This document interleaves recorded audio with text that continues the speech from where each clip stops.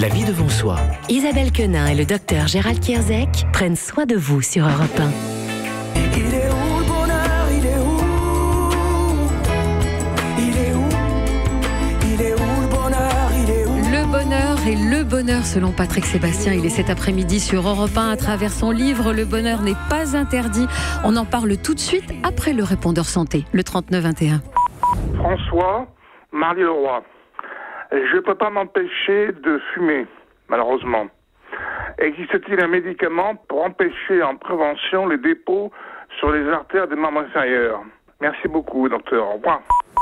Ah, ça serait top, François. On continue de fumer, mais on n'a pas les effets secondaires. En plus de la clope, on n'aurait pas les effets secondaires, on aurait une pilule miracle. Bah non, je suis désolé, ça serait super bien, mais on n'a pas ça. Et effectivement, le tabac, ça bouche les artères, ça vous avez raison de le préciser. On pense souvent cancer du poumon, infarctus du myocarde, mais en fait, ça bouge avant tout les artères des membres inférieurs. C'est ce qu'on appelle l'athérosclérose. C'est un dépôt à l'intérieur des artères par plusieurs mécanismes d'ailleurs. Il y a le monoxyde de carbone, c'est-à-dire que le tabac et les composés du tabac vont diminuer l'oxygène et vont augmenter le monoxyde de carbone. Et ça va épaissir la paroi. Il va y avoir une augmentation du mauvais cholestérol et puis ça augmente la pression artérielle aussi. Et il y a même des modifications génétiques, c'est-à-dire que le tabac va induire une modification des gènes des cellules pour aboutir à ce rétrécissement des artères des membres inférieurs, dont un des premiers signes, je ne sais pas si ça va arriver à convaincre François, mais c'est par exemple l'impuissance. Un des premiers signes de l'artériopathie. C'est un argument. C'est un argument. Un des premiers signes de l'artériopathie, c'est-à-dire des artères qui se bouchent au niveau des membres inférieurs, c'est au niveau du membre inférieur du milieu. Et c'est cette impuissance qui est un de ses premiers symptômes. Et d'ailleurs, on fait un Doppler pour aller voir dans quel état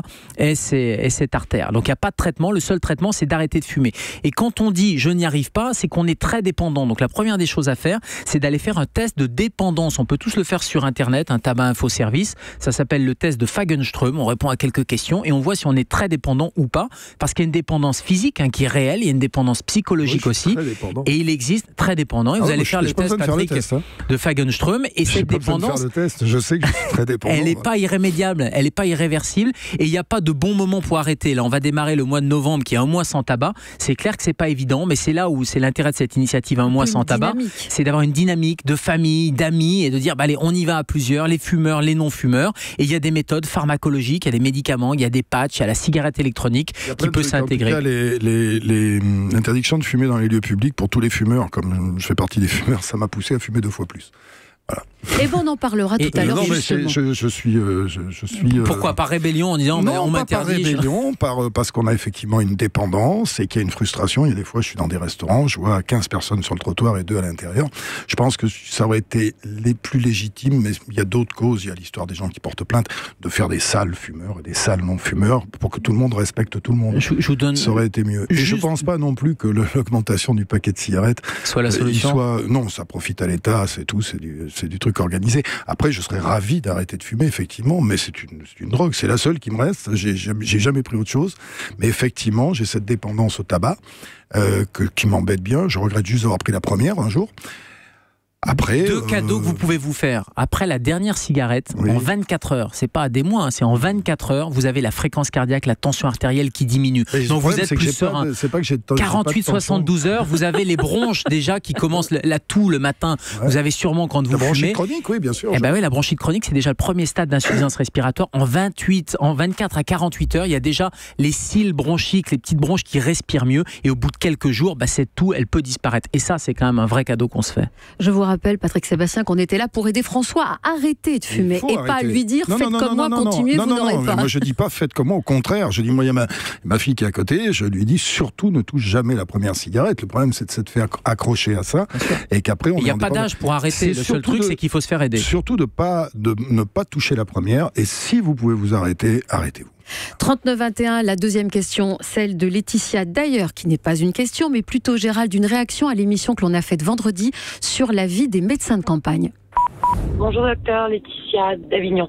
Je vous appelle suite à votre émission concernant le maillage des médecins. À ce moment-là, pourquoi n'oblige-t-on pas les médecins à s'installer pour 2500 habitants, comme c'est le cas pour la pharmacie? Merci, au revoir.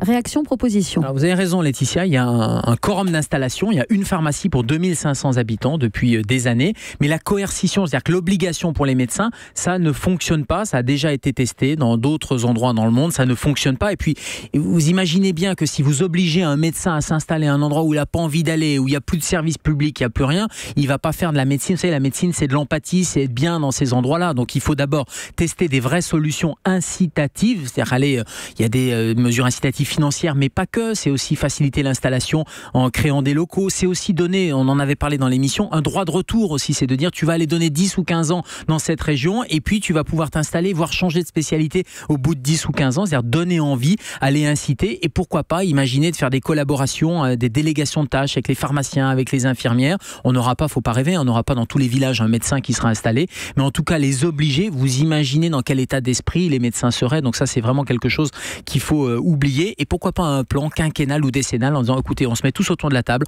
on essaye les mesures incitatives et on refait le point dans 5 ou 10 ans.